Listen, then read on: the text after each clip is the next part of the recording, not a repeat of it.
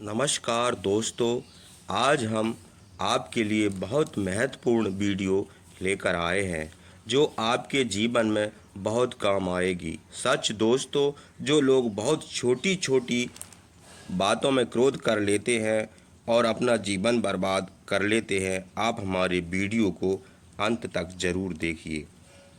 कई लोग सोचते हैं कि हमें गुस्सा बहुत आता है और वह सोचते हैं कि हमें गुस्सा ना आए, पर हर बार फेल हो जाते हैं।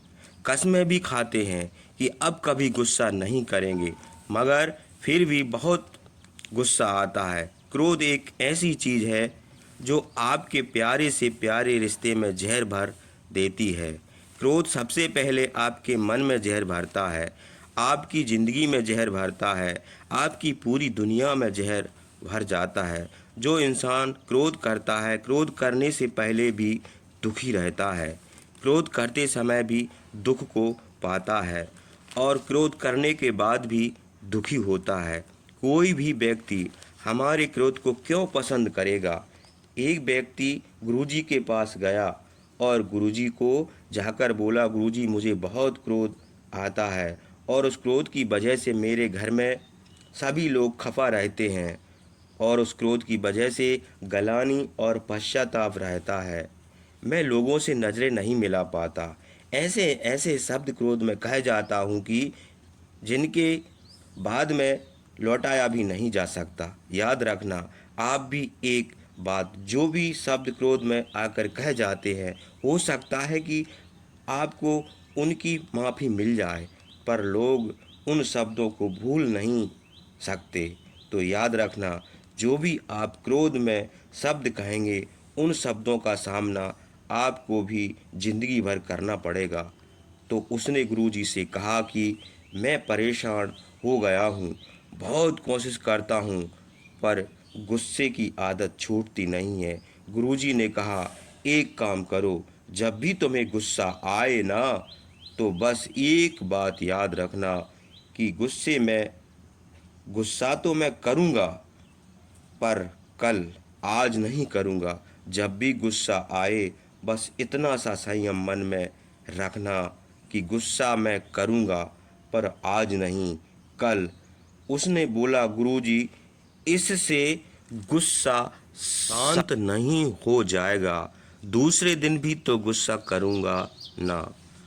गुरुजी ने कहा, तुम यह करके तो देखो। घर गया, उसे किसी बात पर गुस्सा आया, पर उसे गुरुजी की बात याद आ गई। गुस्सा तो मैं करूँगा, पर आज नहीं, कल। कल की तो बात दूर है, थोड़ी देर बाद ही उसका गुस्सा शांत हो गया। याद रखना एक बात, गुस्सा एक धुएं की तरह है, एक बादल की तरह है जो थोड़ी देर तक रहता है, फिर आगे चला जाता है। बस थोड़ी देर हमको संयम में रहना है, बस थोड़ी देर हमको कंट्रोल करना है। हम बर्दाश्त नहीं कर पाते कुछ चीज़ों को। कई लोग कहते हैं कि हम गुस्सा करते नहीं, लोग हमें गुस्सा दिला देते हैं। तुम कोई टीवी हो क्या, जो जिसने रिमोट से जैसा चैनल चलाया, तुमने प्रोग्राम देना शुरू कर दिया। लोग आजकल इतने हल्के हो गए कि इतना आसान हो गया आजकल किसी को गुस्सा दिलाना और किसी को भी खुश करना इतना आसान मुश्किल क्यों हो गया?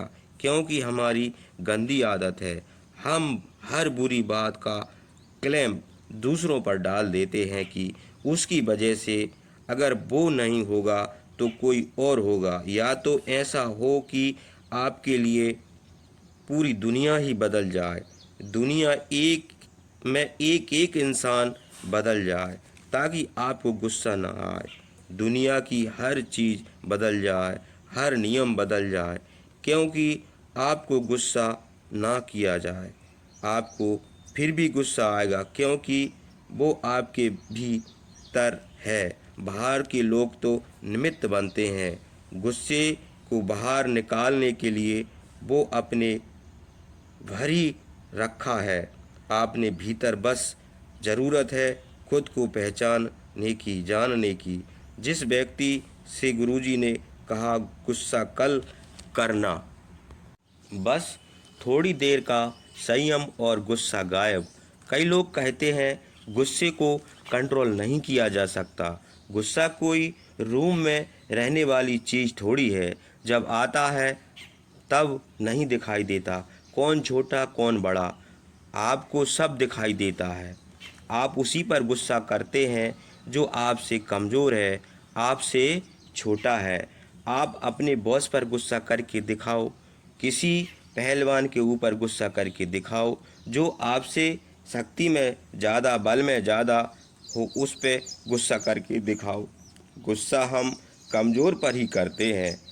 जो व्यक्ति पद में बड़ा है, शक्ति में बड़ा है, वो चाहे कैसा ही गलत चले हमारे साथ, मगर गुस्सा नहीं आता, क्योंकि यहाँ हमें नुकसान हो जाएगा। इसका मतलब गुस्सा भी हम चॉइस से करते हैं कि किस पे करना है, किस पे नहीं करना। तो याद रखिए एक बात कि गुस्सा आपकी चॉइस है। चाहे आप गुस्से करें या उसे गुस्से को रोकें, पर जो हमसे शक्ति में बड़ा है उसके सामने गुस्सा कर नहीं पाते, और जो हमसे कमज़ोर है उसे अपनी शक्ति दिखाते हैं। कुछ बातें तो हमने ऐसी भी सुनी हैं, गुस्से में आके लोग हिंसा भी करते हैं। कई पति लोग अपनी पत्नियों पर हाथ उठाते हैं। कितनी गलत बात है। जो व्यक्ति अपने ही परिवार के सदस्यों गुस्सा करे उसे मनुष्य कैसे कहा जाएगा। हमारी प्रार्थना सभी माता बहनों से है, आप भी अपने जीवन में हिंसा का विरोध कीजिए। जो चुप रहकर मत सहिएगा।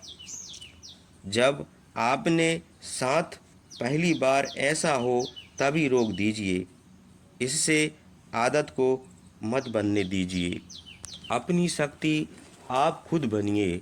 बहुत सी माता बहनों पर अत्याचार होता है, इस इंतज़ार में मत रहिएगा कि कोई आएगा हमारी रक्षा के लिए। सबसे पहले आप खुद की रक्षा खुद करना सीखिए। पहली बार ही विरोध कीजिए, रुकिए नहीं। ये चीज़ हम नहीं सहेंगे, हिंसा नहीं होने देंगे। कुछ कुछ तो ऐसे किस्से सुने हैं, कितना दर्द है, जिन्हें कहा भी नहीं जा सकता। कैसे कैसे लोग हैं।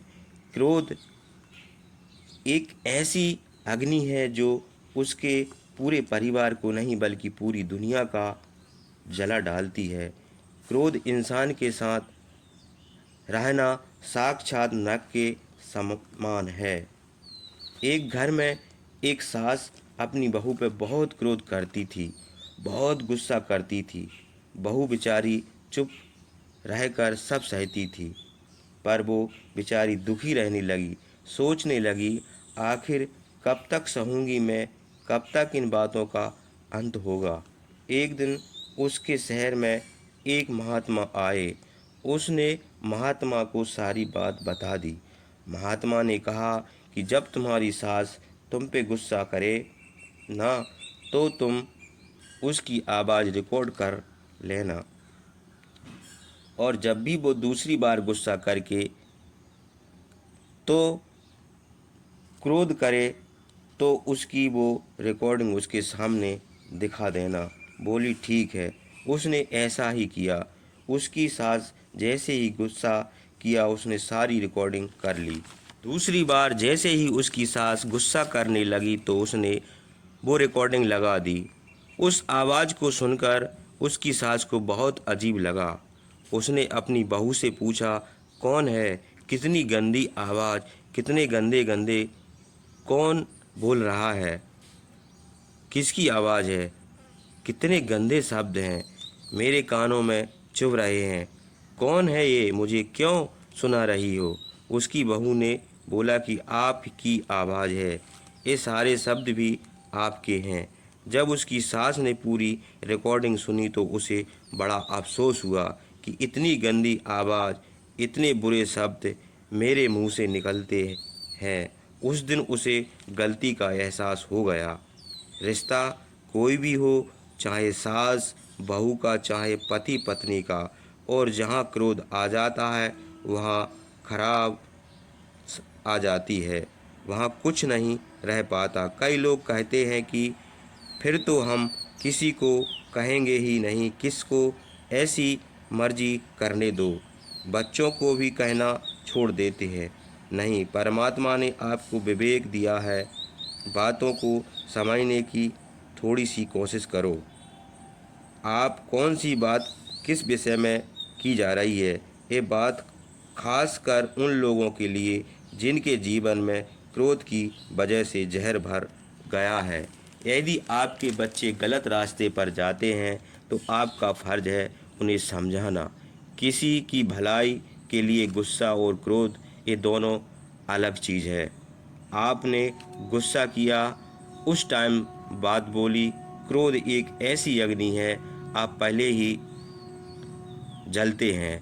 क्रोध करते टाइम भी जलते हैं, बाद में भी जलते हैं। वही बात आपके मन में चलती रहती है, तो उनको सुधार लेना है। यदि आपके लिए अपने परिवार में भलाई के लिए कभी थोड़ा बहुत गुस्सा करना पड़े, बोलना पड़े, तो कोई बात नहीं है, बात बोल दी, बात ख़त्म कर दी करिए। पर उन बातों को दिल में बिठा के मत रहिए, उसको क्रोध की अग्नि मत बनाइए। ना आप किसी का क्रोध सह सकते हैं, ना कोई आपका क्रोध सह सकता है। तो आप क्यों अपने क्रोध का जहर अपनी ज़िंदगी में पाल रखा है? और जितना इस बीमारी को पालेंगे उतनी ही परेशानी उठानी पड़ेगी। आप खुद का भी दिल दुखाएंगे, अपने परिवार वालों का भी दिल दुखाएंगे, खुद की नज़रों से भी गिर जाएंगे और परिवार वालों की नज़रों से भी गिर जाएंगे। तो छोड़िए इस बीमारी को। जब गुस्सा आए तो याद रखिए इन बातों को, कुछ नहीं, गुस्सा आएगा ही नहीं। कल करेंगे थोड़ी देर का संयम, अपने जीवन को खुश कर देगा।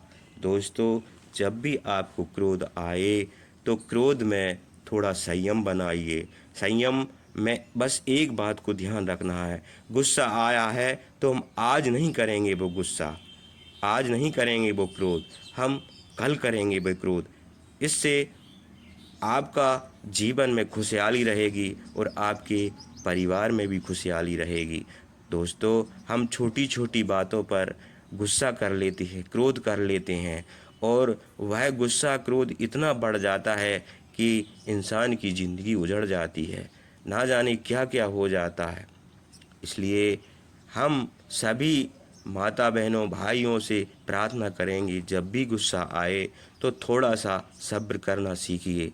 बड़े बड़े काम शांति से निपट जाते हैं, गुस्से से तो काम बिगड़ते हैं, क्रोध से तो काम बिगड़ जाते हैं। और क्रोध भी आए तो थोड़ा संयम ज़रूर बरतें।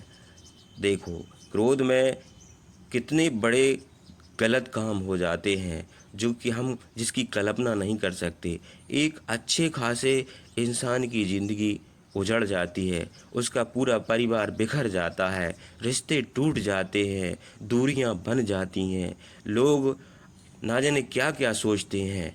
इसलिए संयम में रहिए।